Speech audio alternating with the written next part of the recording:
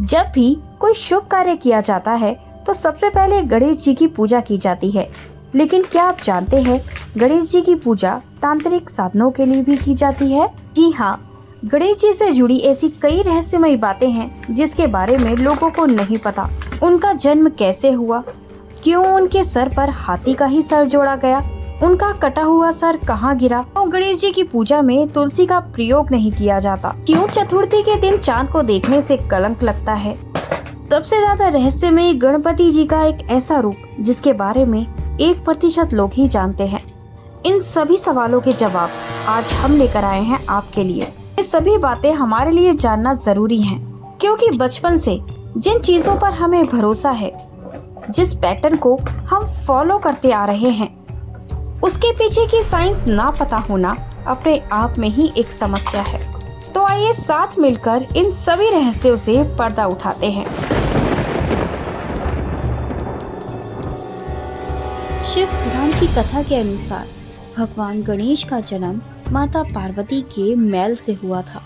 ऐसा माना जाता है एक बार माता पार्वती स्नान करने जा रही थी तो उन्होंने नंदी जी को द्वार पर खड़ा रहने को कहा ताकि कोई भी द्वार के भीतर न आ सके। थोड़ी देर बाद भोले बाबा वहां प्रकट हुए और नंदी को वहां पहरा देते दिखा। भोले बाबा के प्रति अपनी वफादारी के कारण भोले बाबा को वह अंदर जाने से नहीं रोक पाए। तभी माता पार्वती ने मन ही मन ये ठान लिया, जैसे नंदी भगवान शिव के प्रति वफादार हैं, उसी तरह उन्हें भी एक ऐसा कोई चाहिए जो उनके प्रति वफादार हो।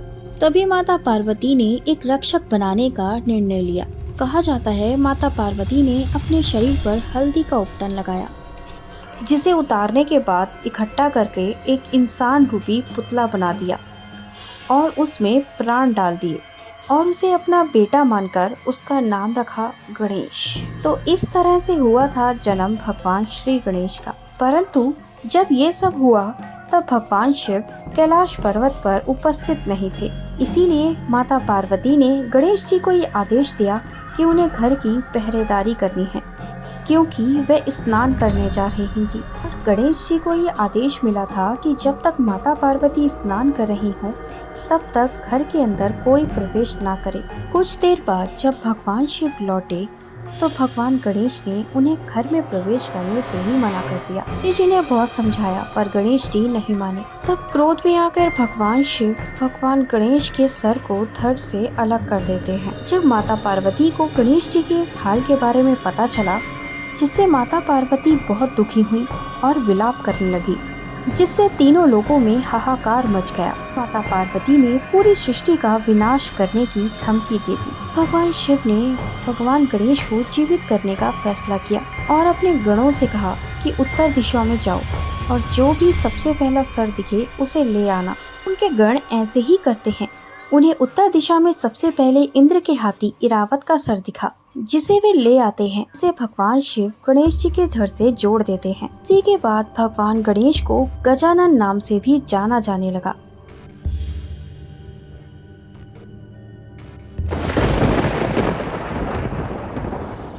ये तो हमने जान लिया कि भगवान गणेश को गजानन क्यों कहा गया, क्यों उनके सर पर हाथी का सर लगाया गया। लेकिन ये बहुत कम लोग जानते हैं कि उनके धड़ से अलग होकर उनका असली सर आखिर कहाँ गिरा और वे आज कहाँ हैं।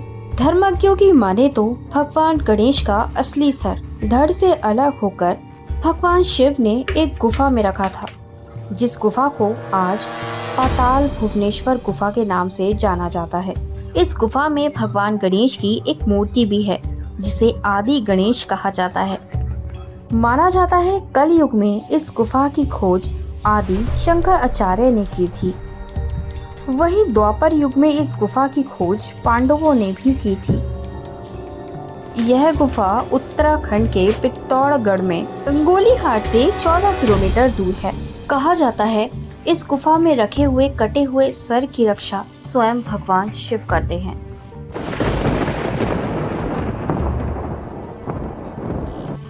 गणेश जी की जब भी आरती होती है तो एक दांत का जिक्र किया जाता है। लेकिन क्या आप भगवान गणेश के एक दांत के पीछे की कथा जानते हैं कि आखिर क्यों उन्हें एक दंत कहा जाता है? इसके पीछे दो कहानियां जुड़ी हैं। एक कहानी भगवान परशुराम और भगवान गणेश के बीच युद्ध की है। ब्रह्म पुराण के अनुसार एक बार परशुराम जी ने कैलाश पर्वत पर जाकर भगवान शिव से मिलने की इच्छा प्रकट की। में भगवान शिव ध्यान मग्न थे, लेकिन परशुराम जी ने भगवान शिव से मिलने की इच्छा प्रकट की, लेकिन भगवान गणेश ने भगवान परशुराम को शिव जी से मिलने की अनुमति नहीं दी। भगवान शिव का ध्यान भंग न हो। बात से क्रोधित भगवान परशुराम अपने फरसे से भगवान गणेश पर प्रहार करते हैं। वही फरसा है जो भगवान शिव ने भगवान परशुराम को दिया था। पिता के अस्त्र का सम्मान करते हुए भगवान गणेश ने प्रहार को अपने दांत पर ले लिया और उनका एक दांत टूट गया। इसी घटना के बाद से भगवान गणेश को एक दंत कहा जाने लगा। और दूसरी कहानी है महाभारत की कथा लिखे जाने की। आप सब ये तो जानते हैं कि महाभारत को वेद व्यास जी ने लिखा था, लेकिन फिर भी गणेश जी को महाभारत का मूल लेखक माना जाता है। महान ऋषि वेद व्यास जी ने ये महसूस किया कि गणेश जी ये महाभारत को समझने योग्य हैं।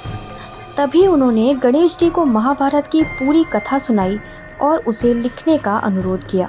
गणेश जी ने उनकी ये बात मान ली और एक शर्त रखी कि वे महाभारत लिखते समय एक क्षण भी नहीं रुकेंगे। कहा जाता है जब महाभारत लिखते हुए बीच में कलम टूट गया तो उन्होंने अपना एक दांत तोड़ लिया और आगे की महाभारत लिखने के लिए उसी दांत का इस्तेमाल किया। ये भी एक वजह है कि उन्हें एक दंत कहा जाता है।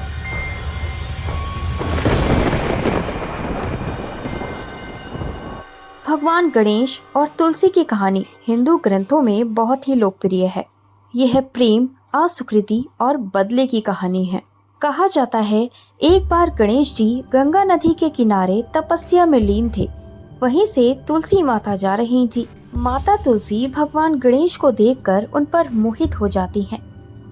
तुलसी माता भगवान गणेश को देखने अक्सर गंगा तट पर जाया करती थी, लेकिन एक दिन हिम्मत करके तुलसी माता गणेश जी के पास गईं और उनके आगे शादी का प्रस्ताव रखा। लेकिन भगवान गणेश ने ये कहकर मना कर दिया कि वे एक ब्रह्मचारी हैं, वे कभी शादी नहीं करेंगे। ये सुनकर तुलसी माता अत्यंत क्रोधित हो गई और गणेश जी को श्राप दे दिया कि वे जल्द ही 2 शादियां करेंगे। सुनते ही भगवान गणेश ने क्रोध में आकर माता तुलसी को भी पौधे बनने का श्राप दे दिया कि पूजा में कभी तुलसी का इस्तेमाल नहीं किया जाएगा। गणेश जी का ये श्राप सच हुआ और तुलसी माता पौधा बन गई। और आज भी गणेश जी की पूजा में तुलसी का प्रयोग नहीं किया जाता।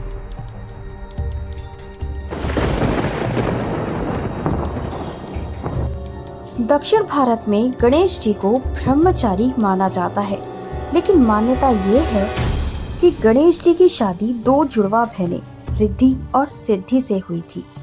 इसके पीछे भी एक बहुत दिलचस्प कथा है।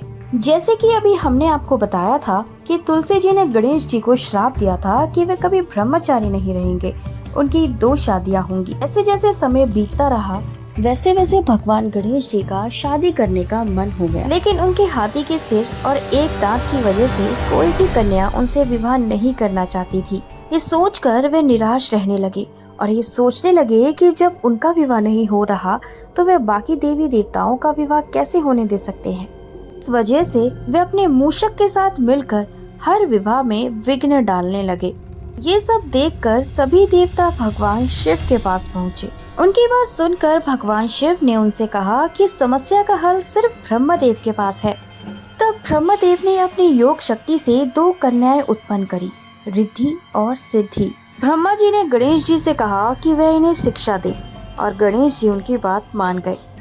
अब जब जब किसी का विवाह होता तो रिद्धि सिद्धि गणेश जी का ध्यान भटका देती और विवाह संपन्न हो जाता। जब इस बात का पता गणेश जी को चला तो वे क्रोधित हो गए और क्रोध में आकर उन्हें श्राप देने लगे। ब्रह्मदेव वहां आए और उन्हें श्राप देने से रोका। गणेश जी का विवाह रिद्धि सिद्धि से करा देते हैं।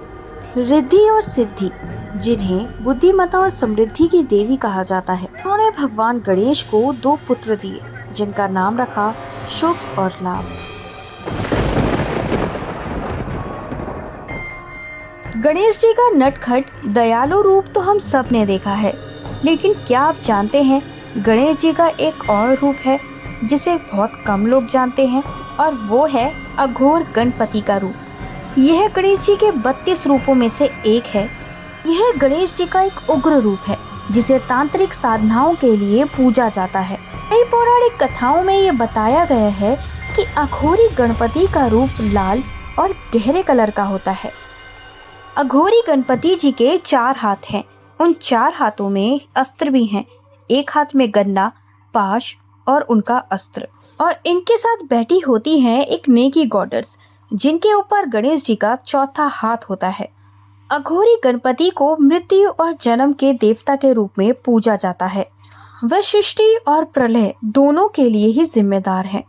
गणेश जी से जुड़ी ऐसी कई रहस्य हैं जिसे एक ही वीडियो में पूरा नहीं बताया जा सकता। यदि आपको ये वीडियो अच्छी लगी है और आप चाहते हैं इस वीडियो को सेकंड पार्ट भी आए तो हमें कमेंट करना मत भूलिएगा।